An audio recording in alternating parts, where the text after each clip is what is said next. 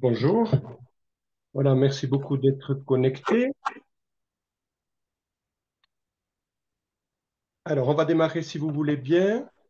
Donc, on aborde notre deuxième webinaire. Le thème étant le retour et l'arrivée pour le petit bébé au domicile. On va l'animer donc avec Jean-Claude et Jean-Claude qui est pédiatre et Bruno, donc moi-même, voilà, kiné et psychomotricien. Voilà. Alors, vous allez voir, c'est un webinaire qui est assez dense avec pas mal d'intervenants. Donc, ce qu'on va faire, on va essayer d'être le plus concis possible. Ce webinaire, on va démarrer par quelques de parents que vous voyez à l'écran qui permet comme ça au dernier de se connecter. Est-ce que tout le monde nous entend? Est-ce qu'il y a des difficultés particulières? Par contre, si vous voulez bien fermer vos micros parce qu'on entend ce qui se passe chez vous. Est-ce que vous nous entendez bien donc? Émilie, fais-nous un signe, oui, non? Bon, Ah, parfait. un grand merci à Géraldine Gascoigne et à Jacques Sivin d'être là avec nous. Et on démarre donc ce webinaire.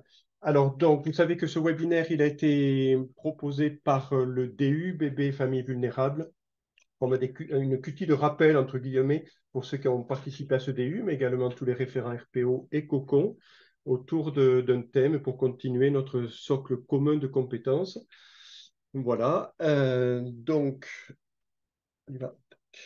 Ici, donc rapidement, ce webinaire est possible d'être revu en replay sur le site RPO, avec même les questions qui seront posées. Les questions, donc, si vous avez des questions, il ne faut pas hésiter de les poser par chat et elles vont être traitées et les réponses seront redonnées par les intervenants en fin de webinaire pour essayer de bien limiter notre temps. Voilà. Les prérequis, donc, on est dans une phase évidemment très importante, 1 000 premiers jours, phase de transformation donc majeure, de dysfonction, voilà, majeure au niveau synaptogénèse et du développement cérébral du petit bébé. Évidemment, c'est un retour à domicile, c'est toujours une période difficile pour les parents, pour le bébé, avec de nouveaux repères, une émergence à nouveau de tout un tas d'angoisses et de difficultés pour les parents qui se retrouvent seuls. Voilà. Donc, c'est une période déterminante, sans doute. On est tous évidemment vers l'importance de cet accompagnement et avec en parallèle et simultanément le soutien à la famille et en même temps aider le petit bébé à continuer à évoluer dans son développement global. Voilà. On continue. Tac. Donc, on y va. Sur retour et donc arrivée à domicile, il y a plusieurs expériences. La première qu'on va vous montrer, c'est celle de l'HAD.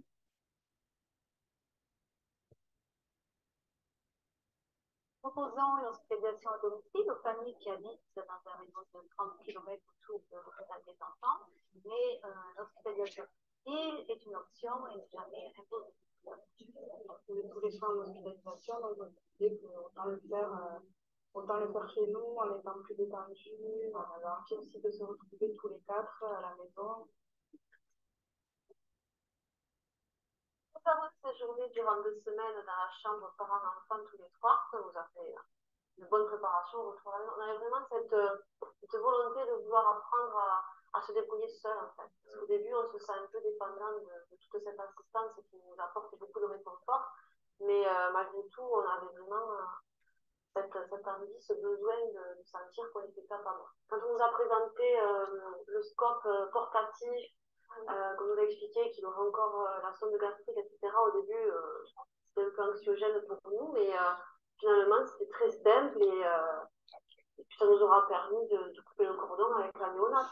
Les infirmières de la l'HAD ont anticipé le retour à la maison et sont venues donc nous voir quelques jours avant pour nous expliquer un petit peu comment ça allait se passer. Nous rencontrons les parents, on les évalue un petit peu, voir où est-ce qu'ils en sont au niveau de la prise en charge du traitement, et s'ils sont à l'aise, surtout avec l'alimentation sur la sonde gastrique. Il y avait eu une baisse de lactation quand on est passé en chambre parent-enfant. Et la lactation a bien repris quand on est rentré à la maison. On s'est rendu compte que nous, on était plus détendus, que la mise était plus simple, on prenait plus de temps peut-être aussi. Et les filles, elles n'avaient pas la succion qui était encore complètement efficace. Les infirmières étaient là pour accompagner au niveau de l'allaitement, c'est-à-dire nous former par rapport aux différentes positions d'allaitement. Ça nous a permis de voir si t'étais bien. Puisqu'en fait, chaque fois que la personne venait, on était et on ne savait pas trop sur la tétée, c'était les débuts. Donc il y a des supports de critères d'efficacité des tétées qu'on utilise entre nous, entre les infirmières, pour évaluer un petit peu les bébés, pour voir leur progression au cours de l'hospitalisation à domicile. Les premiers temps, c'était une visite quotidienne. Et c'est vrai que ça aussi, ça nous a beaucoup aidé. On va être en échange beaucoup avec les parents et puis surtout s'appuyer sur le ressenti des parents. C'est eux qui connaissent le mieux leur bébé. Ça nous apprend, je crois, à être plus humble, à ne plus être dans la toute-puissance. Il faut être réactif aussi, parce que si on a un petit bébé qu'on ne trouve pas bien, on est toute seule là à la maison et donc il faut savoir prendre les bonnes décisions. C'est vrai que ça a été très rassurant de se sentir accompagné comme ça. Voilà, on savait que si on rentrait à la maison, on n'était pas lâché et que voilà, s'il arrivait quoi que ce soit, s'il y avait une sonde qui tombait, on savait qu'elles étaient là et qu'elles pouvaient revenir à tout moment voilà, à la maison. Et nous, on pouvait revenir aussi en néonat s'il y avait quoi que ce soit. Et presque 3 mois d'hôpitaux sont d'une intensité, j'ai pas de mots en fait pour résumer ce qu'on a vécu. Donc, un retour à la vie normale nécessite un accompagnement progressif. C'est vrai qu'on a plus de temps quand on est en hospitalisation domicile pour cette écoute et pour les accompagner convenablement. Je crois qu'on peut faire un travail de qualité, vraiment. On fait un travail de qualité.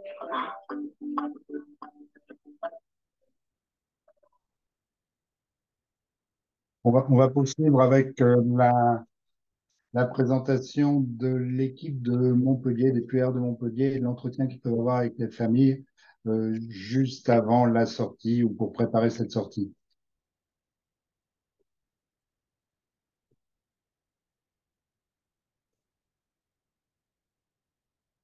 Un petit coup, le médecin m'a demandé de passer le soir pour discuter avec vous du retour à domicile et du choix du médecin, je crois, pour le suivi de votre bébé. Oui, parce que j'ai regardé, en fait, autour de chez moi, il n'y a pas de pédiatre. Et c'est vrai que j'ai pas vraiment de médecin traitant, donc je ne savais pas trop vers qui me tourner. D'accord, on va regarder ça ensemble. Pendant l'anténatal, vous étiez suivi par une sage-femme. Oui. Vous savez si c'était une sage-femme de PMI? Ah oui, c'était la sage-femme de PMI. Oui. D'accord, donc de la PMI de votre secteur. Est-ce que du coup, elle vous a mis en lien déjà avec la puéricultrice pour la suite? Non, elle m'avait dit qu'effectivement, il faudrait peut-être poser un contact à la naissance. D'accord. Donc, sachez déjà que nous, on fait des liaisons systématiques au PMI de secteur, en fait, donc vous dépendez. Donc, il y a une liaison qui va être faite automatiquement. Après, si vous voulez qu'il y ait une puéricultrice qui passe à la maison sur le retour à domicile, nous, on pourra la contacter et lui donner vos coordonnées pour qu'elle vous contacte rapidement et convenir d'un rendez-vous après la sortie. D'accord. Et si vous me dites que vous êtes en difficulté pour trouver un pédiatre chez vous, on peut imaginer très bien le suivi pédiatrique avec le médecin de l'antenne, le médecin de la PMI. D'accord, le médecin de PMI. Voilà. Alors, il faut juste que vous sachiez que le médecin de la PMI va pouvoir gérer sans problème le suivi classique, organisé, mensuel, sans souci. Par contre, s'il y a des petites urgences, comme voilà, un petit rhume, enfin, les urgences du quotidien, il faudra quand même que vous ayez un médecin généraliste pour pouvoir le consulter à ce moment-là. D'accord.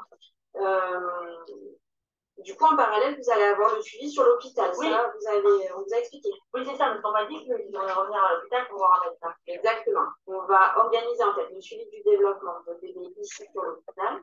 Il nécessite une au développement. Je vois qu'on vous a déjà expliqué le parcours cocon. Oui. Voilà. ce fait, on va organiser Pardon. le suivi ici sur l'hôpital. Du coup, on vous fera sortir déjà avec les consultations de vos pieds, les 3 premières consultations. Vous allez sortir avec ces rendez-vous déjà posés. Vous reviendrez voir donc, le médecin spécialisé donc, dans le développement de votre bébé et il sera accompagné d'un kiné. Donc voilà, à ce moment-là, le bilan sera fait avec le médecin et le kiné et en fonction, on verra s'il y a besoin d'une prise en charge précoce ou pas pour votre enfant. D'accord. Très bien, merci. N'hésitez pas à mettre dans le chat vos questions et on essaiera donc d'y répondre au fur et à mesure à la fin du webinaire. Nous allons vous montrer un témoignage d'une maman qui va se présenter elle-même dans la vidéo.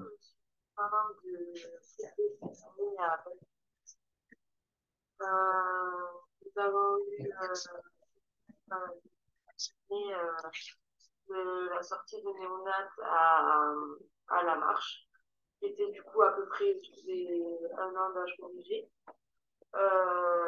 Du coup, la kiné, ça nous a apporté déjà d'avoir la marche aussi rapidement, parce que du coup, elle a pu les aider à faire des mouvements qui peuvent paraître simples, mais pour eux. Elle a pu limiter les frustrations par rapport à la différence entre l'âge réel et l'âge corrigé, parce que oui, l'éveil était plus près de l'âge réel que de l'âge corrigé. Donc du coup, ils essayaient, ils voulaient faire des choses, mais ils n'y arrivaient pas. À un moment, nous avons eu un peu de kiné renforcée. Elle venait 2 fois par semaine, au lieu d'1 fois par semaine, parce que il y en avait 2 sur 3 qui avaient des raideurs qui crispaient vers l'arrière, qui était pas très bien. Et le troisième, lui, qui était plus en virgule. Donc, du coup, elle a pu corriger ça, ce qui nous a aidé après à rapidement évoluer, rapidement, ils ont pu se retrouver sans rencontre. Ensuite, ils ont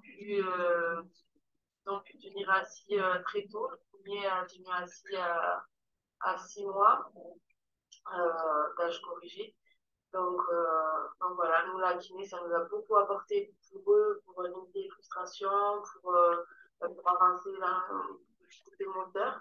Et après, pour nous, elle nous a aussi beaucoup aidé psychologiquement, parce qu'en fait, c'était notre repère à la maison, elle pouvait nous aider à voir un petit peu où ils en étaient, à ne pas être complètement perdus. Et du coup, donc voilà, nous, la kiné, ça nous a énormément apporté pour les petits, pour nous. Et le fait que ce soit à domicile, c'était vraiment, vraiment, vraiment très bien parce qu'on a pu faire en fonction d'eux, de leur rythme. On n'a pas eu à les réveiller pour la séance. C'était, bon, en plus, on en a 3, donc on commençait par celui qui est réveillé. Après, on a enchaîné parce qu'au tout départ, quand il était fatigué, les séances n'étaient pas très productives. On n'arrivait pas à les avoir calmes et à faire ce qu'on voulait. Donc, du coup, après, on les prenait un par un de la sieste au fur et à mesure et ça se déroulait beaucoup. Donc, voilà. Donc, pour nous, la kiné, on l'a revendique et on voit énormément l'intérêt. Voilà, merci pour ce témoignage. Sachant que la maman d'ailleurs participe à ce webinaire, qu'elle est avec nous. Du coup, on continue. Un petit récap de la vidéo parce qu'apparemment le son n'était pas assez de qualité. Alors. Donc, cette maman de triplet donc, a insisté sur le fait que la visite à domicile soutenait à la fois la motricité et le développement des enfants, mais aussi l'accompagnement psychologique comme un repère, quelque chose qui lui permette d'être rassuré dans son quotidien. Voilà, et c'est plus facile quand on en a 3, bien évidemment, que d'aller au cabinet de kiné. Voilà, puis elle a bien insisté aussi, c'est revenu à plusieurs reprises sur le mot de frustration, c'est-à-dire cette discordance finalement entre quoi faire finalement pour répondre au bébé, discordance également au niveau familial, qui situe bien la problématique et ce soutien important des thérapeutes dans ce retour à domicile. Donc l'arrivée à domicile du bébé vulnérable, c'est quoi? Pour un kiné. Alors, pour le kiné, donc je prends le relais. C'est Cathy Barbier là qui nous donne donc un exemple de prise en charge. Alors donc, ça va être d'observer ce bébé, de prendre le temps. Alors ça, c'est très important pour nous thérapeutes, quelle que soit la profession d'ailleurs, de prendre le temps de l'observation. On insiste beaucoup sur la motricité spontanée du tout petit bébé. Dans cette prise en compte de l'environnement, d'ailleurs, on propose aux thérapeutes de pouvoir aller à domicile avec l'accord des parents, ce qui permet aux parents également de s'associer pleinement à ce qui se fait. Donc, motricité spontanée, regardez ce bébé qui se mobilise. Là, dans la diapo suivante, on va avoir les 3 petits bébés. Alors, je laisse défiler. Là, c'est pas comme au premier webinaire, on n'est pas là pour faire l'analyse, mais avec le replay, ça va permettre à ceux qui s'intéressent de voir un petit peu des éléments qui sont peut-être à prendre en charge, euh, avec ce parallèle-là qui est évidemment toujours très intéressant de voir cette gestuelle du petit bébé, la posture et la qualité du mouvement, avec ici pour des bébés de 11 semaines, donc voilà, qui permet évidemment d'avoir déjà tout un tas d'éléments. Ici, on voit notamment dans les 2 petits bébés à droite de l'écran une posture figée, alors, avec toute la prudence que ça demande, c'est pas un fragment de vidéo qu'on peut faire une idée, mais quand même là, si on a déjà une posture, un syndrome en virgule qui semble être là, et un schéma voilà, un petit peu éclaté, un petit schéma d'extension sans doute. Voilà. Donc, le kiné va évidemment travailler beaucoup sur cette observation en présence des parents et va compléter donc cette observation de la motricité spontanée par un bilan qui est maintenant répertorié sur lequel on repose, le BKPOC, le bilan kiné précoce Occitanie, qui nous permet d'avoir toutes les portes d'entrée dans l'ajustement, dans la pertinence du dépistage, dans la construction neuromotrice du tout petit bébé, dans son contexte relationnel, émotionnel, évidemment, dont il faut tenir compte. Voilà. Donc, exemple de cette observation qui va se faire donc à domicile. Et là, le rôle du ou de la kiné, ça va être en lien avec la famille d'évaluer les besoins tonico-posturaux, comme mentionné sur la diapo, c'est-à-dire qu'on va aller vers cette mise en forme, vers le regroupement du petit bébé qui va aider à ce développement cérébral du tout petit, faire référence toujours à l'expertise des parents qui est là avec toutes leurs compétences. On travaille au même niveau, donner confiance, donner envie et proposer les ajustements nécessaires. Alors, Cathy Barbier qui participe pourra répondre à vos questions. Et là, vous voyez rapidement, on a ici évidemment des interactions, des diapos un petit peu provocantes par rapport sur lequel le thérapeute doit jongler. C'est-à-dire que donc, ce qu'on voit très souvent, hein, une hyperstimulation qui n'est pas du tout adaptée, et le rôle, quelle que soit la profession, mais là on parle de kiné, mais le rôle évident que va avoir le kiné avec les parents d'ajuster et les manipulations et le portage et les petits jeux qui vont permettre à ce petit bonhomme de se développer avec comme point central toujours cet échange émotionnel, cet environnement ajusté. Donc, on va tenir compte des particularités. Chaque cas, évidemment, est différent, mais il y a évidemment un fil conducteur dans tout ça.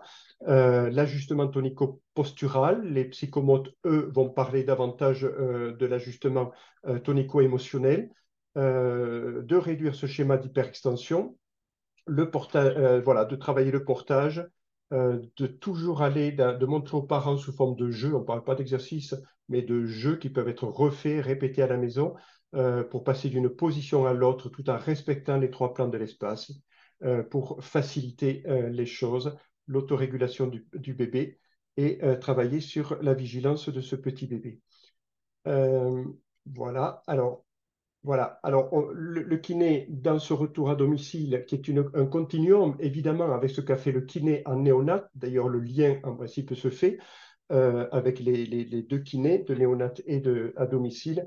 Et là, on va avoir donc tout un travail autour de la posture lorsqu'on va être confronté à des plagiocéphalies ou à des regards, d'abord, je vais aller dire, à des regards préférentiels, syndrome en virgule, manque de fluidité, de variabilité, de complexité du mouvement, je fais référence aux mouvements généraux, et ce défaut d'enroulement, de regroupement de l'axe. Voilà. Donc, le kiné va travailler là-dessus et surtout, on le verra tout à l'heure dans l'expérience qu'on montrera en fin de webinaire, la collaboration des parents. Il faut que les parents, évidemment, comprennent l'enjeu et intègrent ces jeux avec une répétition dans le bon sens du terme, qui va permettre, au niveau plasticité cérébrale, de réactiver des schémas physiologiques qui vont dans le bon sens. Voilà, et voilà, donc on va retravailler tout ça, voilà, les trois plans de l'espace, qui vraiment le sent, tous les mouvements du petit bébé, ça on va le montrer aux parents, ils comprennent parfaitement l'enjeu, vont se faire dans ces trois plans, toujours des mouvements en spirale, qui vont lui permettre finalement d'explorer tout son environnement et construire sa motricité. L'essentiel, c'est évidemment, c'est d'éviter la désorganisation motrice. Et vous allez voir comme là aussi, on va, avec les parents, aller dans ce sens-là, vu l'histoire qu'a vécu déjà ce petit bébé. Là, voilà, un petit film qui est assez remarquable, qui est fait par Cathy Barbier, dans cette nécessité d'aller vers ces petits jeux de regroupement. Quand je reviens sur le mot travail, c'est pas du tout du travail. Comme on disait, c'est pas une prise en charge, c'est une prise en soin. Hein. C'est vraiment amener ce petit bébé dans des attitudes, une gestuelle physiologique qui lui permet de rectifier des schémas déviants qui sont en train de s'installer. Et vous voyez comment la kiné va contenir ce bébé. Non seulement c'est une progression sur le plan purement moteur, une stimulation appropriée, et également quelque chose de très contenant qui va rassurer ce petit bébé. Vous voyez qu'il d'ailleurs il dort, ça ne le contrarie pas du tout. Voilà, donc ça c'est un petit peu comment le kiné va se positionner par rapport à ce tout petit bébé. Là, après cet apport du kiné, lorsque c'est évidemment nécessaire, ça c'est toujours le médecin référent qui va donner les indications lors des réunions de concertation. Là, on passe à un autre exemple alors de la prise en charge extrêmement précoce qui a pu débuter en néonat et qui va se poursuivre après, c'est-à-dire à la place de la psychomotricité, comme on vient de voir en kiné. Là, je vais laisser la parole donc à Marion qui va se présenter et qui va nous expliquer les 3 ou 4 diapos qui arrivent. Marion, est-ce que tu Oui, nous... oui, vous m'entendez? Plus fort. Alors, un peu plus fort, Oui, Marion, s'il te plaît. d'accord. Oui, donc Marion Leger, psychomotricienne sur Un peu plus fort. Je ne Albi. sais pas si tu peux parler plus fort. Je ne sais pas. Oui, je vais essayer de parler plus fort. Est-ce que c'est mieux là? Merci. C'est bon? Oui, le Euh, plus fort possible, c'est un peu doux pour nous, mais je ne sais pas. Pour nous, c'est parfait. Hein. C'est parfait? Bon, Très tant bien. mieux, tant Alors, mieux. vas-y, fais au mieux. Parfait, Ça marche. merci. Merci, Jacques. Donc là, je vais vous proposer un exemple de travail que je fais à domicile. Donc, je travaille sur Albi. Je fais que des interventions à domicile auprès des tout petits de 0 à 3 ans. Voilà. Je m'étais proposé de pouvoir expliquer un petit peu ce que je faisais. Ça peut donner des idées d'inspiration aussi aux confrères et consoeurs psychomotes pour savoir comment on peut s'organiser pour le travail à domicile et comment je m'organise en termes aussi de déplacement de matériel et d'action directement. Voilà. Évidemment, du coup, ma voiture est un élément important de mon travail. Je prépare en fait d'avance les sacs dans lesquels je mets tous les jeux en fait pour les petits, donc un peu à la façon du drive. Voilà, je mets en fait, je prépare un sac par enfant. Et donc, quand après j'arrive au domicile des familles, je prends le sac qui correspond au bébé que je vais voir. Et ça m'arrive aussi d'avoir plusieurs exemplaires donc du même jeu pour justement éviter les transferts de microbes. Ou alors, voilà, j'ai aussi dans ma voiture un désinfectant, voilà, notamment pour par exemple, les modules de motricité, le boudin, voilà, ça, je désinfecte voilà. Donc ça, c'est important de pouvoir préparer ça aussi. Donc, c'est vrai que moi, ce qui me plaît beaucoup dans le travail à domicile, c'est déjà par rapport aux parents de pouvoir alléger en fait cette charge mentale par rapport au déplacement. C'est vrai que c'est rassurant. Ça peut être rassurant aussi de voir qu'il y a quelqu'un qui vient, de voir de comment est installée la maison, le lieu de jeu et d'éveil. Donc, voilà, pour les parents qui peuvent être assez inquiets de transporter un tout petit avec des fragilités de santé, ben voilà, de se dire on reste dans le cocon familial et on n'a pas à déplacer, à prendre un risque que le bébé soit exposé aux intempéries, au froid, à d'autres enfants malades, etc. Voilà. Donc, ça permet aussi de pouvoir observer le milieu de vie de l'enfant, la dynamique familiale. Est-ce qu'il y a des aînés? Est-ce qu'il y a des grands-parents à proximité? Est-ce que les deux parents sont régulièrement là ou pas? Voilà. Donc, c'est vraiment une observation aussi du milieu physique, à dire, voilà, de l'organisation matérielle, mais aussi de la dynamique familiale.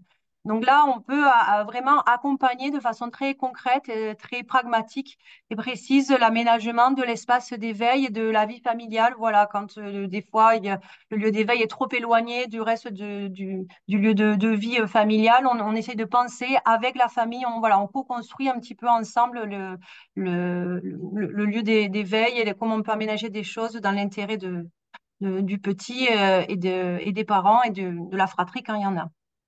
Donc après, moi j'aime amener du matériel que j'ai, mais après j'utilise aussi beaucoup évidemment le matériel de la famille, leur montrer effectivement ce qu'explique aussi Bruno, c'est-à-dire les rendre acteurs et compétents, c'est-à-dire on va dire ben ça, vous voyez, ça c'est une super idée, ou ça c'est un jeu qui est tout à fait adapté, ça permet de travailler l'enroulement, vous voyez, ça peut bien ouvrir et fermer les doigts dessus.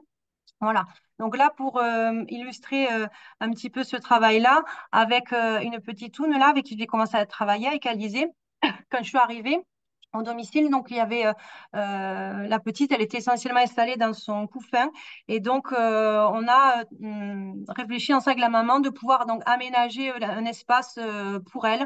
Parce que dans le petit parc là, que vous voyez, il y avait en fait tous les jeux. Donc, on a fait ce travail un peu de déménagement des jeux pour qu'elle ait un espace au sol sur lequel elle peut du coup aller explorer, expérimenter les retournements latéraux, etc. Voilà, donc ça aussi c'est un accompagnement, c'est un portage un peu psychique des parents en disant mais votre bébé, je pense qu'il peut être prêt à venir explorer au sol et à faire des jeux. Voilà, on peut aménager quelque chose qui est sécurisé et sécurisant. Voilà, quelque chose d'un peu plus épuré. Voilà. Je sais pas, voilà. Et après, donc, quand le suivi en psychomote a commencé pour cette petite toune-là, c'est vrai que la maman me décrivait que sa fille passait de plus en plus de temps au sol sur le tapis d'éveil. Pardon. Qu'elle commençait vraiment à prendre plaisir dans les retournements latéraux. Elle pouvait commencer à explorer, s'occuper seule. Et du coup, la maman pouvait s'éloigner aussi hein, du tapis et pouvoir laisser sa fille explorer un petit peu plus en autonomie, puis revenir. Et donc, elle voyait qu'elle prenait de plus en plus confiance en elle-même, la petite, voilà, parce que ben, tout était sécurisé et tout le monde était sécurisé aussi, quoi. Vous n'hésitez pas à poser vos questions dans le chat et Marion répondra en fin de webinaire. Concernant l'orthophonie, Delphine Petrucci, il faut savoir qu'il y a un webinaire orthophonie qui vient de se dérouler la semaine dernière. Et Delphine souhaitait repousser sa présentation concernant le trouble de l'oralité et le trouble des conduites alimentaires au prochain webinaire. Et vous pouvez déjà noter la date pour le 30 mai, même heure, même chaîne. En sachant que c'est la même chose pour la PMI et les interventions à domicile, où là aussi, ça nécessite plus de temps que le temps imparti qu'on pouvait donner à chacun. Et donc, la prochaine fois, on insistera sur le travail de l'orthophonie à domicile à 2 mains ou à 4 mains, parce qu'on peut très bien imaginer l'orthophonie avec le kiné qui posture l'enfant. Il y aura plein de choses là à discuter ensemble et la même chose pour les interventions à domicile de la PMI. Il ne faut pas oublier les sages-femmes. Voilà, il ne faut pas oublier effectivement les sages-femmes qui sont là aussi des actrices très importantes dans cet accompagnement, d'autant plus qu'il y a eu des modifications avec les 1 000 premiers jours les concernant, puisqu'il y a cet entretien postnatal précoce qui a lieu à 4 et 8 semaines. Et là, j'avoue que la sage-femme qui connaît la famille et le bébé en anténatal va également continuer ce soutien sur les semaines qui vont suivre cette naissance. Donc, avec ce retour à domicile, donc c'est également un acteur de ce retour à domicile. Et là, vous voyez résumé ici sur cette diapo, je ne rentre pas dans les détails. Donc, ce soutien à la parentalité et ce nouvel entretien 4-8 semaines qui est également un soutien à la famille, mais également une observation du petit bébé, de voir si tout se passe bien. Donc, les sages-femmes, on ne pouvait pas évidemment les oublier comme étant des actrices tout à fait essentielles. Voilà, donc sur l'autre diapo, la suivante, donc il va y avoir ce suivi. Là, on a essayé de, vous voyez, ce dialogue qui va se continuer. Ce continuum est essentiel en fait. Il va revenir en fil conducteur de ce webinaire. C'est vraiment cette transition avec cet épisode néonatal qui a été quand même un véritable orage pour les parents et pour le bébé, et avec ce continuum qui va permettre d'avancer et de progresser dans le bon sens. Voilà. Donc, vous voyez comme elles vont être sensibles à l'environnement, et on le verra tout à l'heure dans ce webinaire, comment elles vont être sensibles notamment au risque de dépression de la maman et au retrait éventuel du bébé. Donc, c'est évidemment un œil tout à fait intéressant.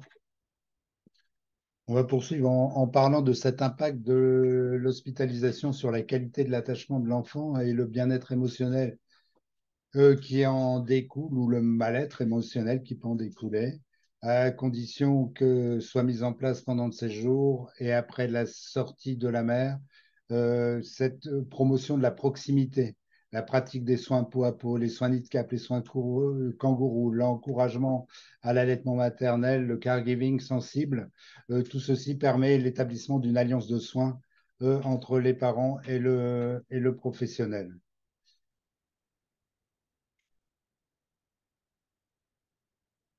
Caroline va intervenir sur les enjeux sur le plan psychologique de l'arrivée à la maison. Tu as la parole. Voilà, donc je vais parler un petit peu du vécu parental au retour à la maison. Donc, notamment, un des bénéfices importants qu'on peut voir pour les parents, c'est que cette sortie de néonat, elle apparaît vraiment comme une étape majeure et un pas de plus vers la parentalité.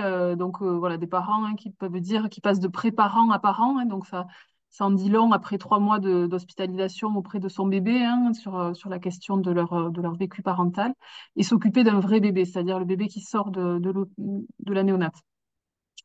Le retour à domicile, ça permet aussi de diminuer l'idéalisation et la dépendance avec le service de néonatologie qui a assuré la survie du bébé. Comme disait la maman tout à l'heure sur la vidéo, de couper le cordon. On ne sait pas de qui, mais c'était une jolie image. Mais c'est tout à fait ça, hein. Il y a une dépendance qui reste importante avec le service. Ça permet aussi de retrouver un soutien social de proximité, de se rapprocher, notamment pour ceux qui étaient au CHU et qui habitent en périphérie, hein, qui étaient éloignés de leurs enfants aînés, des proches et du conjoint parfois. Et ça favorise aussi l'inclusion dans le réseau local de suivi des prématurés pour ceux qui étaient aussi suivis au CHU. Donc la sortie d'hospitalisation, elle est toujours abordée avec beaucoup d'ambivalence par les parents. Elle est souvent très attendue, mais aussi très redoutée. Diapo suivante, s'il vous plaît. Donc, l'impact social du contexte de prématurité pour les parents. Les recommandations, c'est d'éviter les sorties dans les lieux publics, de visiter les personnes malades. Donc, ça peut favoriser un certain repli sur soi par crainte pour le bébé. Donc, ça a des effets aussi psychiques pour les parents et pour leur vie sociale. Et parfois, il y a aussi une incompréhension de l'entourage qui perçoit le bébé qui est sorti de néonatologie comme un bébé, bébé ordinaire, tout va bien, et qui ne comprend pas toujours forcément pourquoi il y a encore certaines mesures de distance. Donc ça peut aussi favoriser l'isolement des parents qui ne se sentent pas compris par les autres parents ou par les proches. Il y a aussi la recommandation d'éviter que le bébé soit gardé en collectivité le premier hiver. Et donc ça, on entend comment ça modifie très souvent les projets professionnels des parents qui ne vont pas pouvoir reprendre leur travail comme prévu. Et ça modifie aussi les ressources financières de la famille. Et ça a parfois un impact assez compliqué. L'impact psychique de la prématurité, il est évidemment important. Il va être abordé différemment en fait par chaque parent en fonction du moment où l'événement de la prématurité arrive. Et cet événement, il arrive jamais sur un terrain vierge. Et donc, il va dépendre beaucoup des ruptures déjà vécues par chacun des parents, de la place que cette grossesse a dans l'histoire conjugale, de l'ampleur aussi des menaces vitales qui ont pesé sur la mère et sur l'enfant au moment de la naissance et puis après, des antécédents aussi et des risques qui sont encore présents et à venir pour l'enfant. Tout ça va impacter psychiquement les parents dans le vécu de la prématurité. Donc, une des caractéristiques, notamment dans le cadre de la grande prématurité, c'est reconnu comme une clinique du traumatisme, même si ce n'est pas systématique dans le cadre d'une naissance très prématurée. Mais la notion de traumatisme est assez fréquente. Donc, c'est important que tous les professionnels qui intervenons dans le retour à domicile, voilà, qu'on ait en tête qu'il y a des effets d'après-coup dans le cadre du traumatisme, c'est-à-dire voilà, des conséquences et un impact qui peut survenir plusieurs mois et même plusieurs années après la sortie de néonatologie. Un impact psychique pour les parents. Donc, on sait qu'il y a une comorbidité importante entre l'état de stress post-traumatique et la dépression.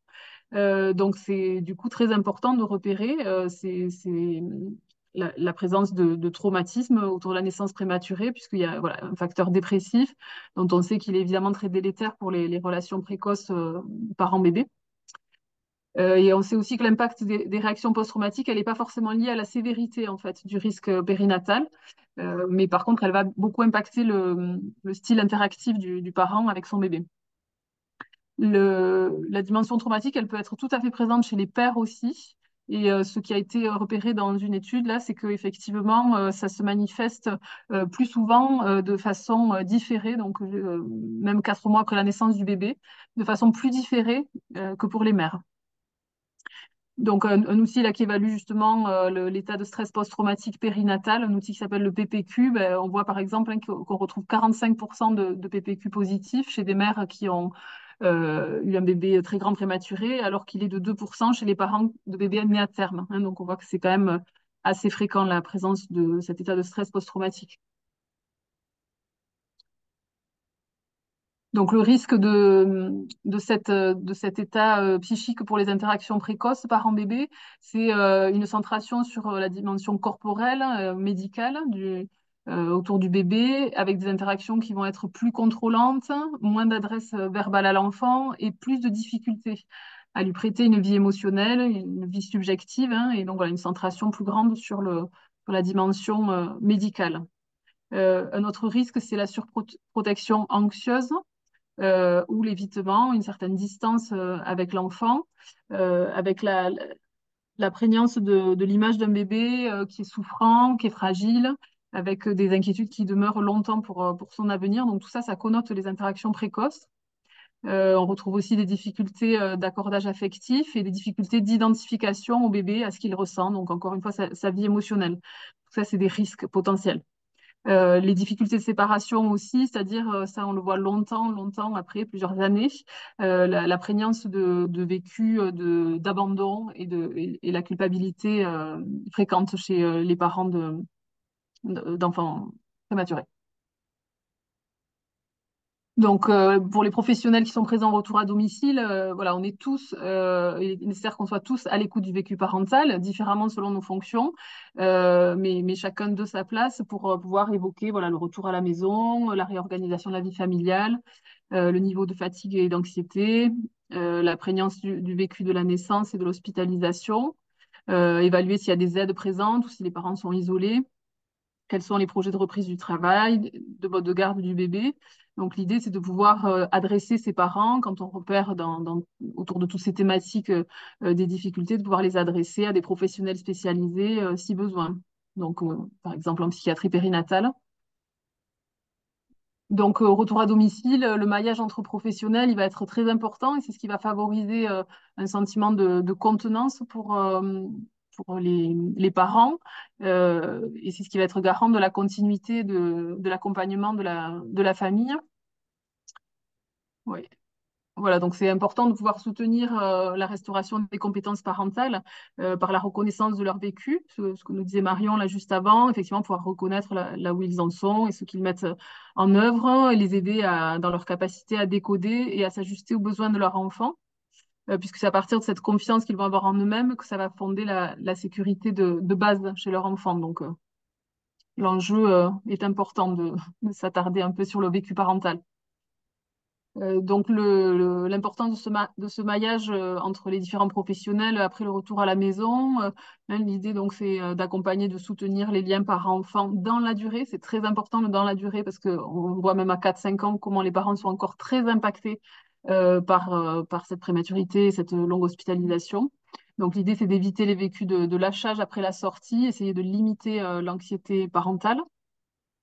L'idée, c'est aussi de repérer précocement les signes de souffrance du bébé, de pouvoir croiser les regards professionnels et adresser aux besoins à des professionnels spécialisés si besoin, et repérer aussi précocement les troubles de l'attachement éventuels, des difficultés d'engagement parental, des difficultés d'accordage, d'ajustement, et là aussi adresser aux besoins vers les services de psychiatrie périnatale.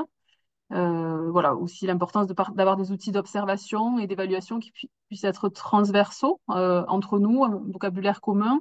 Et voilà, tout ça se construisant aussi par une pratique de réseau régulière pour prendre des habitudes de travail communes. Et tout ça va faire voilà, contenance pour soutenir ses parents. Voilà, merci Caroline. Donc, prendre soin des nouveau-nés prématurés ou malades signifie d'aller au-delà de la satisfaction des besoins médicaux immédiats, ainsi en perturbant le lien biologique et émotionnel qui s'est déjà développé pendant la grossesse.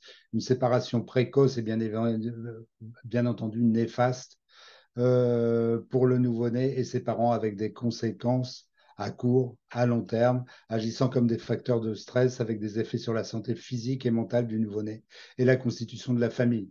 Un bébé seul, ça n'existe pas. On ne va pas reprendre les propositions de Winnicott. Il est important de voir que les parents ou leurs substituts doivent être impliqués 24 heures sur 24 en tant que partenaires actifs et égaux dans la délivrance de soins.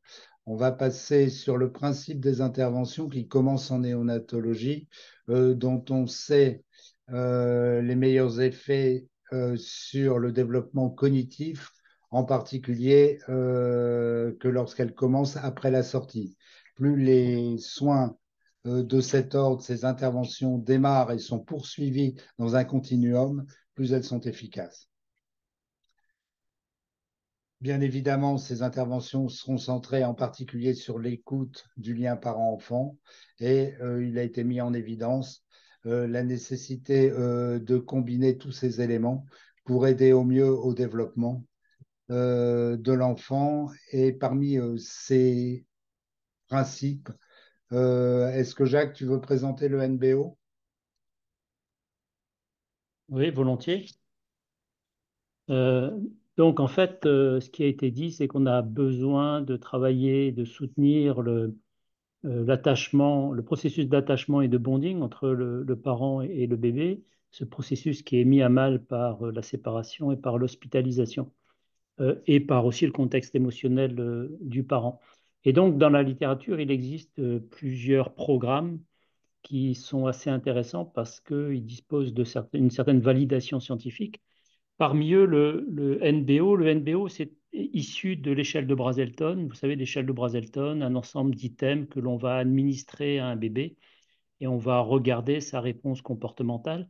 L'échelle de Brazelton est très difficile à utiliser en routine clinique puisqu'il y a un nombre d'items qui est important, l'information est longue. Et donc, les auteurs du groupe de Brazelton ont développé le NBO, qui est un outil court, quelques items, facile à maîtriser et qui est conçu pour, non pas comme un outil d'évaluation, mais comme un outil relationnel qui va aider à favoriser la relation entre le parent et son bébé, mais aussi entre le parent et le clinicien. Et on a des données scientifiques, en particulier une méta-analyse Cochrane, qui montre que, effectivement, 4 mois après, ça favorise l'interaction, l'ajustement du parent vers son bébé. Donc, c'est un outil qui est transdisciplinaire, puisqu'il pourrait être utilisé par un néonatologiste, par une infirmière de néonatologie, de CAMS, de PMI, une psychomotricienne, une kiné, etc. Diapo suivante. Un autre programme qui est issu de, on va dire, de la mouvance Brazelton, c'est-à-dire cette école de Boston qui est basée sur l'observation du comportement du bébé dans une perspective de soutien familial et de soutien du développement du bébé. L'IBAIP, Infant Behavioral Assessment and Intervention Program, c'est un programme qui a été développé par un formateur NIDCAP qui est basé sur les mêmes bases, c'est-à-dire observation du bébé, compréhension du comportement dans les différents systèmes végétatifs, moteurs, veille, sommeil, interaction, autorégulation. Et le NIDCAP est utilisé pendant l'hospitalisation et l'IBAIP a été développé pour être utilisé après la sortie. Et donc, dans ce programme IBAIP, un professionnel formé vient observer le bébé une première fois avant la sortie, puis après une fois par mois. Et à partir de cette observation qui est uniquement basée sur aucune intervention directe, le professionnel, avec les parents, propose un ensemble de soutien pour le bébé qui consiste à adapter l'environnement, adapter les stimulations, respecter les seuils de désorganisation du bébé. Ce qui est très intéressant avec l'IBAIP, c'est que c'est un des rares programmes d'intervention précoce post-hospitalière qui a montré un bénéfice en termes moteurs. Beaucoup d'interventions post-hospitalières ont montré un bénéfice sur les plans cognitifs, mais avec un résultat relativement mitigé sur le pronostic moteur. L'IBAIP semble améliorer également le pronostic moteur. Et la deuxième chose que je trouve très intéressante dans l'IBAIP, c'est que c'est un programme qui a été évalué en Hollande, aux Pays-Bas. Et après une évaluation positive, ils ont fait une diffusion et une implantation nationale. Et tout au long de cette implantation nationale, ils ont essayé de vérifier que les bénéfices étaient préservés. C'est-à-dire que les bénéfices ne sont pas simplement là pendant une phase expérimentale, mais une fois qu'on pérennise le programme et qu'on le diffuse à l'échelon national, les bénéfices sont préservés. Et donc actuellement, aux Pays-Bas, l'IBAIP est proposé à tous les enfants à haut risque, donc les grands prématurés. Je crois que ça recouvre à peu près 70 à 80% des bébés éligibles, et donc avec une séance d'observation une fois par mois jusqu'à 6 mois. Un autre programme qui est moins diffusé, qui ressemble beaucoup à l'IBAIP et qui est basé également sur l'observation du comportement à la méthode Brazelton. Ce programme a été évalué en particulier par des Norvégiens avec une évaluation positive sur le développement cognitif et moteur de l'enfant. Et de la même façon que l'IBAIP, cette intervention débute avant la sortie.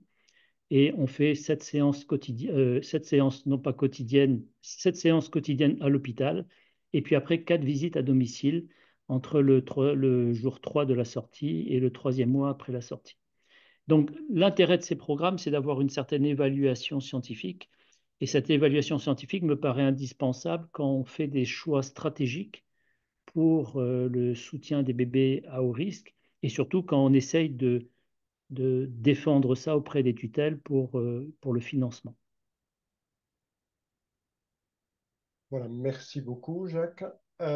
Donc, on enchaîne avec là aussi ce qui se fait donc, sur Montpellier. Je vais laisser la parole à Mathieu Coquery.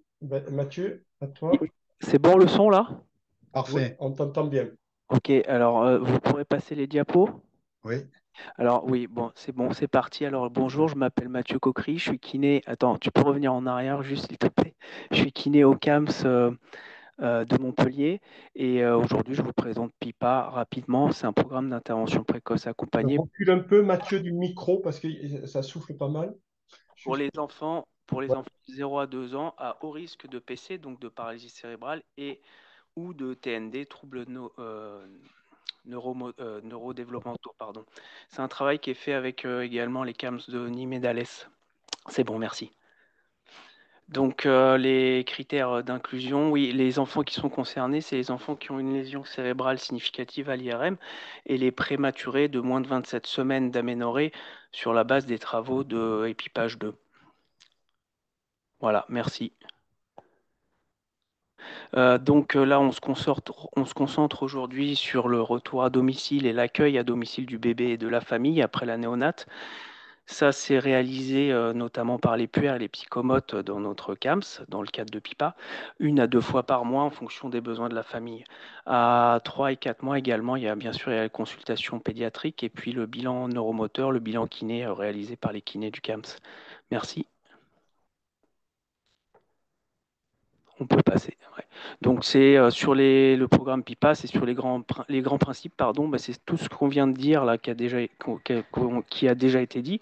Accompagner le retour à domicile, l'accueil à domicile dès la fin de l'hospice de néonat, prise en soins pluridisciplinaires comme dans tous les CAMS, repérage et diagnostic précoce sur la base des travaux de Novak, des études de Novak, et bien sûr sur la base des travaux de Morgan aussi, entre autres, hein, parents acteurs dans le soin, donc la collaboration entre les professionnels et les parents, et intervention en milieu écologique. On peut passer, merci.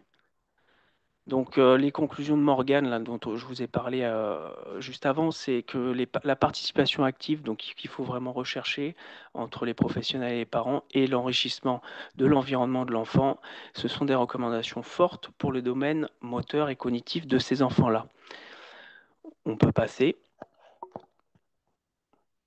Donc PIPA moteur, donc au moment du bilan neuromoteur, du bilan kiné, on va pouvoir, si on trouve une absence de Fidgetti ou une trajectoire non optimale des mouvements généraux et ou une IN inférieure à 59 sur 69, alors on va proposer une intensification de la rééducation neuromotrice qu'on appelle PIPA moteur, c'est une extension de PIPA.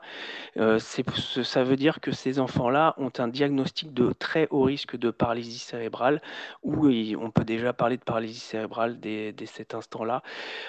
Donc on propose ça aux parents. On peut passer. La mise en œuvre, donc à partir du bilan, on va dégager 1 ou 2 objectifs que l'on va présenter aux parents, objectifs neuromoteurs, moteurs, qui vont nous permettre de dégager des activités adaptées, des activités et des jeux moteurs que les parents vont réaliser dans leur quotidien. 20 à 30 minutes par jour, c'est fractionnable dans la journée, bien entendu, adapté au rythme de l'enfant. On peut passer. Donc pour ça, on utilise un cahier de suivi comme support théorique, c'est-à-dire que nous allons, les kinés, les kinés CAMS, je parle, on va à domicile, donc après le bilan, pour présenter les objectifs qu'on va rechercher. Et dans ce cahier, il y a donc la temporalité, les objectifs et les activités, les jeux moteurs qu'ils vont réaliser.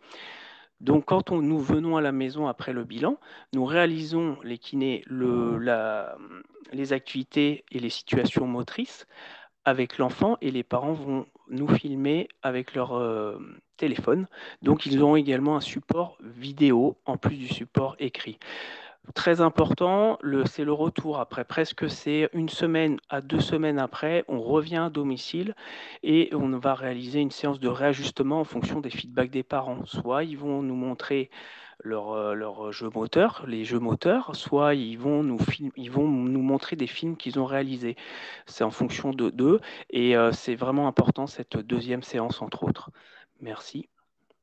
Donc, conclusion, on a commencé officiellement à le faire, à mettre en place PIPA à partir de septembre 2021. Il y a 60 enfants qui sont PIPA ou qui ont été PIPA, et il y a 20 enfants PIPA moteurs, c'est-à-dire qu'il y a 20 enfants qui ont un diagnostic de très haut risque de PC ou une paralysie cérébrale. C'est perfectible, c'est basé sur les recommandations internationales et c'est en réflexion et évolution.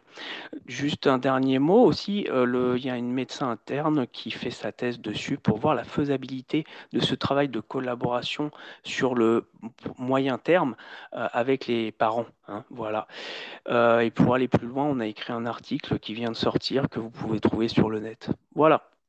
Merci beaucoup, Merci. Mathieu, pour cet exposé. Et d'ailleurs, on donne rendez-vous à Mathieu pour le troisième webinaire. On aura sans doute une illustration vidéo de ce qu'il peut faire avec les parents. Voilà, merci beaucoup. Juste Bruno, il y avait pas l'article en Et on était en dernière page. Voilà, dernière page du webinaire. Ok, merci. Donc, si on regarde la mère et le bébé interagir, on est toujours frappé par la richesse, la complexité des modalités d'échange, surtout dans le regard, dans le comportement.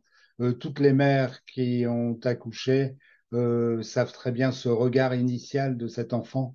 On est dans le domaine de l'émotionnel, mais on est surtout dans le domaine du magique. Si on poursuit dans cette démarche-là, dès les premières heures, donc les bébés s'engagent dans cet échange, même dans cet échange langagier. Les interactions, bien évidemment, peuvent être perturbées par la prématurité, la séparation, l'hospitalisation, les atteintes somatiques, tout ce qu'on vient de dire, ainsi que l'intérêt de cette prise en charge pluriprofessionnelle.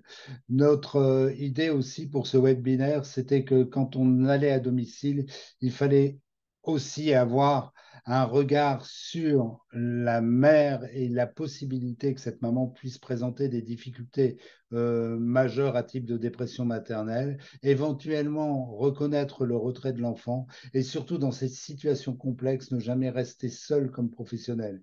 Plus de 60% des femmes affectées par la dépression maternelle n'ont jamais été diagnostiquées au préalable comme ayant des difficultés d'ordre psychique.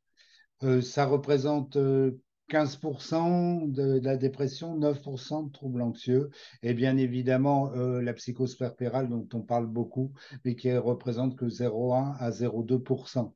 Le recours, c'est intéressant de noter ça, c'est-à-dire que le recours au traitement a des effets bien supérieurs aux faibles risques donnés par le médicament, y compris chez le nourrisson allaité. C'est quelque chose qu'il fallait repréciser.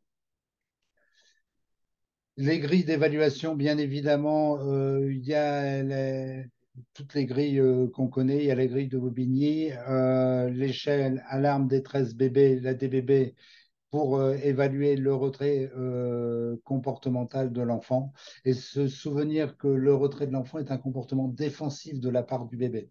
C'est un signal d'alarme dont il faut tenir compte. La DBB, on évalue le retrait relationnel chez les bébés de la naissance à 2 ans. Ce retrait relationnel est un élément important du répertoire défensif du bébé. On le compare souvent à un détecteur de fumée. Le bébé, en effet, n'a que 2 réponses possibles en cas de stress, c'est les pleurs ou le retrait. Alors que les pleurs sont faciles à repérer, le retrait relationnel, quant à lui, peut être difficilement repérable, d'où l'intérêt d'avoir une formation adaptée à la DBB qui comprend 8 items. Le nourrisson d'une mère dépressive va avoir des risques évolutifs allant vers l'attachement précaire, allant vers la mauvaise maîtrise de soi, les difficultés comportementales, voire plus tard des difficultés d'ordre scolaire. La précarité qui vient se surajouter souvent, les conflits conjugaux, les éléments stressants de la vie vont exacerber cette dépression parentale et les troubles du comportement chez l'enfant. Et bien évidemment, certains enfants vont développer de la résilience. Si on regarde les signes, on a peu de regards partagés, peu de sourires. De plus en plus, un travail est fait sur l'apparition du premier sourire-réponse. Les interactions corporelles sont aussi importantes, des réactions motrices ralenties, rarement adaptées, ou un enfant qui détourne le regard et qui détourne son corps. Les interactions vocales, peu de verbalisation, de socialisation, pas de babille.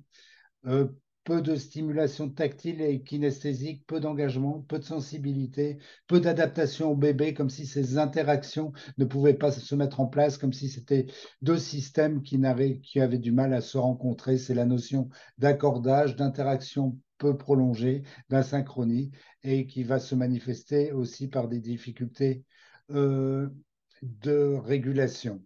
Le retrait relationnel est donc un détecteur de fumée. Et comme tout détecteur de fumée, il sonne, mais vous ne savez pas où est l'incendie. Et à partir du moment où vous avez réussi d'avoir cette alarme, il est important d'agir avant que les conséquences ne deviennent trop importantes. Le relationnel peut être transitoire et c'est un mécanisme essentiel qui peut être normal pour réguler les interactions dans la petite enfance.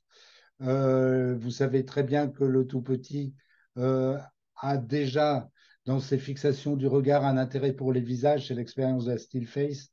Entre 6 semaines et 3 mois, le sourire réponse doit apparaître. Pas de sourire, retrait relationnel durable supérieur à 15 jours. Un enfant trop silencieux, qui dort trop, qui n'a pas de babille, c'est un détecteur de fumée. Chaque bébé étant différent, et suivant ses ressources, il mettra en place bien évidemment des stratégies adaptatives différentes. Par contre, cela peut l'épuiser et laisser place à des symptômes qui peuvent entraver son développement. Là aussi, intérêt de la prise en charge pluriprofessionnelle, kiné, en passant par le corps, psychomote, orthophoniste, psycho, ergothérapeute, CAMS, PMI. Tous les gens qui sont aujourd'hui autour de ce webinaire sont concernés par cette notion de retrait relationnel. Nous avions prévu aussi dans le cadre de ce webinaire de faire intervenir les associations de parents. Audrey Reynaud, qui est la secrétaire de SOS Préma, interviendra le 30 novembre prochain, pardon, le 30 mai, je ne sais pas pourquoi novembre, au prochain webinaire. Et nous en parlerons donc la prochaine fois. Ici, on a essayé de remettre le QR code donc, par rapport aux signes donc, cliniques qui vont amener à prendre en soin ce bébé et cette famille vulnérable. Voilà. Là, on a remis, que vous connaissez, puisqu'on en parlait au premier webinaire, mais qui est essentiel évidemment, ces 3 colonnes avec à gauche, vous vous rappelez, les troubles avérés qui vont rendre ce tableau donc fait référence à la vulnérabilité autant de la famille que du bébé. Donc à gauche les troubles avérés avec une image cérébrale pas bonne, cardiopathie, bronchodysplasie, troubles sensoriels suspectés, anomalie orthopédique, déformation crânienne précoce, troubles de l'oralité, troubles de l'alimentation, tout ça qui peut perturber ce château de cartes. L'altération au milieu, vous avez les signes d'appel, finalement, avec ce que vont pouvoir faire les professionnels au niveau des dépistages et qui vont donc faire référence à des signes d'appel qui vont nous amener à mettre en place des prises à charge adaptées, comme ici, par exemple, tout ce qu'on peut dépister au cours de nos bilans, que ce soit en kiné, psychomote, orthophonie, etc., pédiatrique.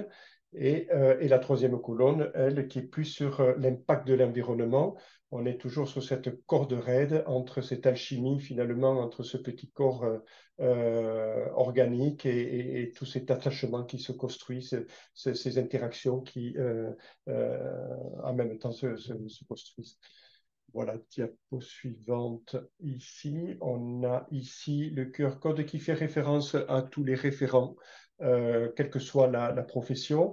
On quitte un peu le terme de pluridisciplinarité, on en parlait l'autre jour avec Jacques Cizeun. C'est vrai qu'on parle davantage de transdisciplinarité, qui est un terme sans doute plus ajusté, vu l'évolution un petit peu du DU et de la réflexion autour du tout petit bébé.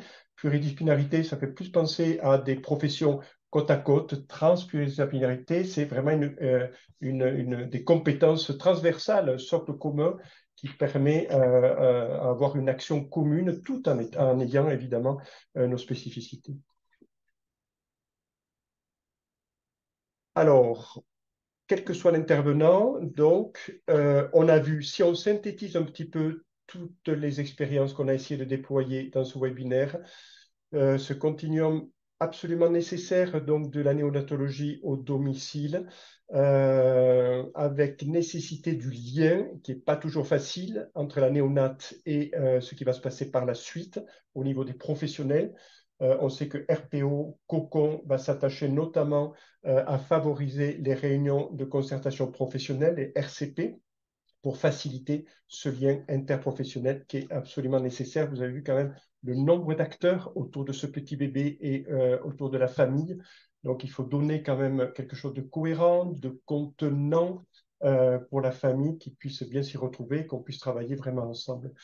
Donc, on va parler, ça a été souligné également, mais c'est essentiel que ce continuum, il concerne les premières semaines, les premiers mois, mais il va aller jusqu'à 5-6 ans, comme le disait tout à l'heure Caroline Moret, la psychologue, par rapport à ces signes d'alerte qui peuvent ou se normaliser ou alors, évidemment, maturer vers des pathologies particulières qu'on essaie de minimiser autant se faire se peut par nos actions thérapeutiques. Voilà, chaque rencontre visant avec ce double aspect en fait de soutenir le développement de l'enfant, mais tout en évidemment donnant tout le soutien également aux parents pour qu'ils puissent, on l'a dit à plusieurs reprises dans ce webinaire, être des acteurs à part entière de cette prise en charge. Voilà. Dans Cocon, je voulais insister sur la pluridisciplinarité, sur l'intérêt du parcours Cocon. Ce n'est pas un réseau, c'est un parcours qui a une volonté, si tout va bien, de rentrer dans le régime commun d'ici quelques années. Ça permet à l'ensemble des professionnels de pouvoir se rencontrer dans des RCP qui peuvent être organisés dans le cadre de Cocon et valorisés par le temps passé des professionnels libéraux. Parallèlement à ça, tout le monde peut solliciter une RCP quand on se retrouve en difficulté. Et l'avantage qu'on peut trouver dans Spico, qui peut être au départ un apprentissage difficile, devient vite utilisé et permet ce dossier partagé dont nous avons tous besoin pour pouvoir évaluer les besoins de l'enfant et de sa famille. On a terminé ou presque. Alors presque, j'ajouterai un petit peu à ce débat, mais peut-être qu'il y a des questions qui vont arriver, mais qu'il y aurait d'autres thèmes sans doute à explorer. Lorsqu'on a créé PSIMIP au départ, pour le retour à domicile, on avait discuté par rapport à un espace où on laissait un petit peu la famille respirer au retour à domicile, c'est-à-dire qu'on avait ce souci un petit peu que la triade puisse avoir un temps pour se retrouver en intimité, j'allais dire, à la maison pour pouvoir reprendre des repères par rapport à ça. Ça, c'est peut-être des thèmes qu'il faut continuer à aborder. On avait parlé pour les prises en charge rééducatives d'attendre 15 jours, 3 semaines, 1 mois avant de se lancer dans les prises en charge. Donc, c'est une réflexion qui peut être également menée. Je crois que le continuum doit se faire, donc les parents doivent bien faire connaissance du projet thérapeutique, mais il reste pas moins qu'il y a ce respect finalement de ce retour à domicile, sans doute un temps qu'il faut négocier avec la famille, mais où ils puissent avoir le temps de souffler, de se réapproprier les lieux, etc. L'autre élément aussi qui pourrait être discuté, c'est sans doute, on l'a un petit peu amorcé avec Mathieu tout à l'heure, mais sans doute cette notion de rituel, de quelque chose de rythmé au niveau de la famille, c'est-à-dire cette répétition qui ne peut être que sécurisante pour l'enfant et pour la famille, pour s'y retrouver dans un climat serein. C'est-à-dire, c'est vrai que les prises en charge vont de plus en plus vers quelque chose qu'avec les parents, on essaie de construire, que les parents doivent s'approprier. Ça, je crois que c'est des notions nouvelles tout à fait intéressantes. C'est-à-dire que donc, c'est aux parents à prendre finalement là où en est l'enfant finalement et proposer les jeux adaptés sous un régime de répétition qui privilégie une relation tout à fait dynamique et intéressante avec le petit bébé. Donc, il y a ça aussi qui est une notion qui paraît tout à fait intéressante. Si vous voulez aller plus loin, il y a un excellent livre, Soins de développement période néonatale de la recherche à la pratique, qui a été coordonné par Jacques. Vous avez l'article de Mathieu sur le pipa moteur et vous avez quelques éléments sur la dépression périnatale. Nous allons essayer avec les intervenants de répondre à vos questions. Donc, il y a deux questions pour Marion Loger. Donc, je vais fusionner la question parce qu'on peut. Donc, sur la durée et la fréquence des interventions à domicile et sur quelle base le fonctionnement. Donc, est-ce qu'il y a une ordonnance du médecin? La famille peut recevoir ce type d'intervention? Alors tout à fait, moi j'ai la prescription du médecin de l'hôpital qui a vu du coup l'enfant dans le cadre du parcours Cocon. Donc c'est le médecin qui fait la prescription de psychomote. Et après j'adapte en fait aux besoins. Je vais commencer par un bilan évidemment et ensuite j'adapte par rapport aux besoins de l'enfant. Donc c'est vrai que souvent c'est une fois par semaine. Mais voilà, quand des fois on sent que la famille, il faut aussi voilà, prendre aussi du temps, de créer un peu un lien. Des fois, ça peut être intrusif une fois par semaine de venir, voilà, parce qu'évidemment, les parents, ils ont envie enfin, en tout cas, je vois bien qu'il y a un effort aussi un peu de rangement de la maison, etc. Donc, il y a des parents pour qui ça peut être perçu comme un peu intrusif. En tout cas, ils veulent bien faire et tout ça. Et donc, ça demande aussi beaucoup d'organisation ou de ménage ou de rangement avant.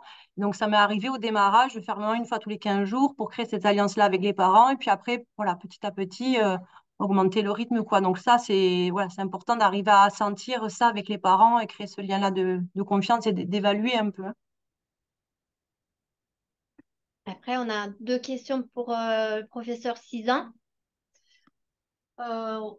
Si le programme IBAIP existe en France et où peut-on se former? Et si le RPO pourrait proposer ça? Très bonne idée. Si on essaye de se focaliser sur des interventions qui ont un impact démontré avec une implantation réussie dans d'autres pays, c'est certainement quelque chose qu'il faut regarder de près.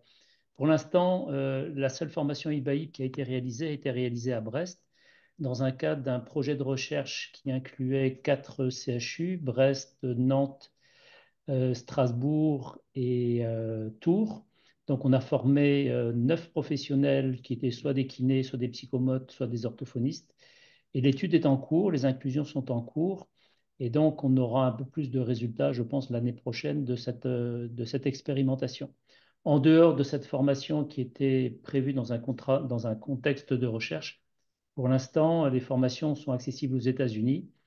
Et puis, je sais que les Hollandais ont monté une formation qui s'approche de l'IBAIP, tenant compte de l'adaptation qu'ils en ont fait dans leur pays. Mais ce sont des formations qui sont en anglais. Donc, si le réseau veut se lancer, un peu comme Brest était lancé dans les formations NIDCAP au tout début, où les formateurs étaient uniquement anglais, c'est un gros travail d'implantation. Mais je pense sincèrement que c'est quelque chose qu'il faut regarder de près, ce qui se passe aux Pays-Bas, parce qu'ils ont réussi quelque chose d'ampleur nationale, financé par les assurances de santé. Donc, ouais. On vous remercie pour le webinaire, une orthoptiste qui voilà. Donc, il n'y a plus d'autres questions. Si quelqu'un veut intervenir, c'est maintenant. Voilà, donc on va vous donner rendez-vous pour le prochain webinaire qui est donc le 30 mai, 12h30 à 14h. On va aller un tout petit peu plus loin dans les prises en soins, c'est-à-dire demander aux différents intervenants, que ce soit à domicile ou dans d'autres structures comme le CAMS ou autres, de pouvoir nous montrer comment ils prennent en charge, comment ils ont dans les mains le bébé, comment ils accompagnent la famille, c'est-à-dire ces prises en soins précoces, comment fait-on? C'est pour ça qu'il y a 2 points d'interrogation. J'avais presque envie de demander à Caroline Moret, si elle est toujours là, par rapport à l'intervention en psychologie, par rapport au domicile. Est-ce qu'il y a des expériences comme ça où vous allez à domicile ou comment ça se passe sur le plan de soutien psychologique dans ce retour à domicile, Caroline? Alors moi j'ai une expérience uniquement institutionnelle, donc maintenant là je travaille dans une unité de soins périnatales, donc en psychiatrie périnatale, donc avec une équipe pluridisciplinaire, donc l'infirmière par exemple ou l'éducatrice peuvent faire un travail d'accompagnement au domicile. Donc voilà, après c'est pas forcément des professionnels qui sont autour du parcours Cocon. On accueille de 0 à 3 ans pour des problématiques diverses, soit des problématiques psychiques du côté parental, soit des particularités du côté du bébé. Donc, ça peut effectivement recouper les bébés qu'on suit dans le cadre de cocon. Et dans ce cadre-là, effectivement, il peut y avoir des interventions à domicile, mais pas du côté des psychologues en tout cas. Voilà, là où je travaille, hein, mais après. Oui, d'accord. Merci. Voilà, écoutez, on a gardé on est arrivé à respecter le timing malgré le petit problème technique du départ. On vous remercie beaucoup d'avoir adhéré à ce webinaire. C'est pour vraiment lancer ce gros débat par rapport au retour à domicile. Et donc, on vous donne le rendez-vous, comme disait Jean-Claude, au 3e webinaire, le 30 mai, autour du soin précoce pour ce bébé, cette famille vulnérable. Merci à tous. Merci à tous. Au revoir. Au revoir. Merci beaucoup. Au revoir. Au revoir.